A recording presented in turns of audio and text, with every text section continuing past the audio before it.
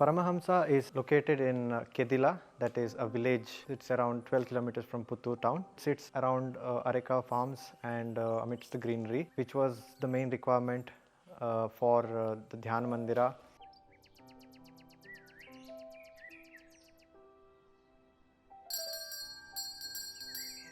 ಒಂದು ಧ್ಯಾನ ಮಂದಿರವನ್ನು ಕಟ್ಟಬೇಕು ಅಂತ ಯೋಚನೆ ಮಾಡ್ತಾ ಇದ್ದೆ. ರಾಮಕೃಷ್ಣ ಪರಮಹಂಸರ ಹೆಸರಿನಲ್ಲಿ ಸೌತ್ ಕೆನರಾದ ವಿಪರೀತ ಸೆಕೆಗೆ ಒಂದು ಸ್ವಲ್ಪ ಏನಾದರೂ ಸೊಲ್ಯೂಷನ್ ಸಿಗುವ ಹಾಗೆ ಒಂದು ಆದಷ್ಟು ತಂಪು ಕೊಡುವಂತಹ ಗಾಳಿ ಬೆಳಕು ಇರುವಂತಹ ಒಂದು ಮನೆ ಬೇಕು ಅಂತ ಆಸೆ ಇತ್ತು. ಮತ್ತು ಮೇಲಂತಸ್ತು ಧ್ಯಾನ ಮಂದಿರ ಇರಬೇಕು ಮತ್ತು ಆಧ್ಯಾತ್ಮಿಕ ಚಟುವಟಿಕೆಗಳಿಗೆ ಅಂತ ಇರಬೇಕು.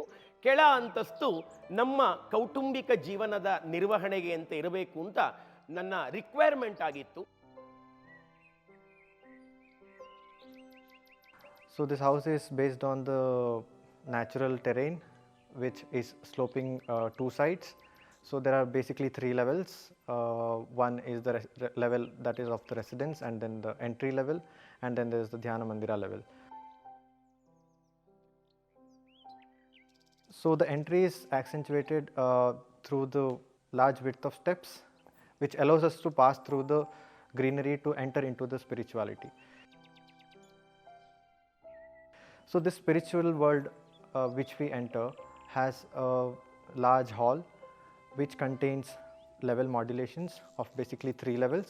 One is the Sacrosanctum, which contains Divya Trayas, that is Sri Ramakrishna, Swami Vivekananda ji and Sri Mata Devi. The second level is for seating, for performing dhyana, yoga or any spiritual activities including homa, yajna, yagas, which has a homa kunda as well. Then there is a third level which contains again a seating which is extended for elderly as well as other guests.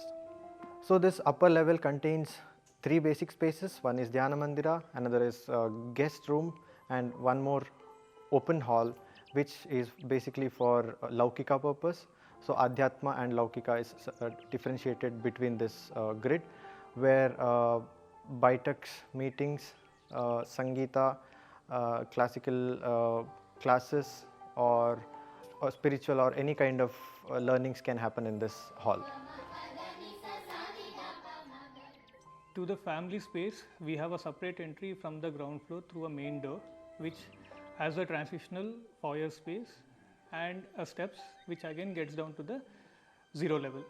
So from a main living area, it spills out to a space called Angala, so where it has a frontage of coconut plantation, and we have a diagonal connect from living area to the dining area as well as to the kitchen area. So the dining area opens up to the 3 bedrooms. The storage spaces are strategically placed so that all the dead spaces are utilized. So as the house is located in Dakshin Kannada part, that is Puttur, which has very high humid temperatures, demands a space which needs to be well ventilated, well aerated. So all the common spaces, living spaces, or it could be the upper floors, has open kind of plans which allows hot air to escape through ventilators which are provided across the space.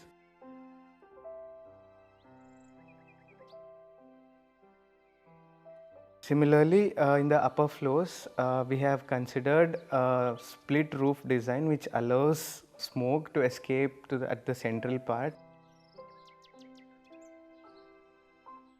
The design also touched upon sustainability. The idea is to use the locally available materials, for example, the walls being the interlocking mud blocks, which reduces the temperature drastically.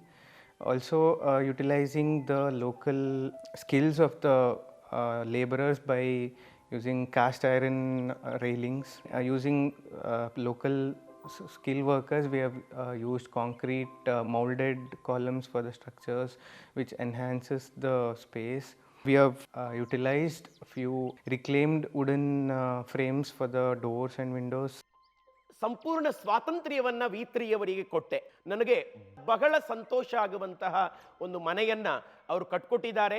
Mud ಬ್ಲಾಕಲ್ಲಿ ಮತ್ತು ಮೇಲಿನಿಂದ double ಹಂಚು ಹಾಕಿ ಸಾಕಷ್ಟು ತಂಪು, ಸಾಕಷ್ಟು ಗಾಳಿ, ಸಾಕಷ್ಟು ಬೆಳಕು ಇರುವಂತಹ ಒಂದು ಮನೆಯನ್ನ ಕಟ್ಕೊಟ್ಟಿದ್ದಾರೆ.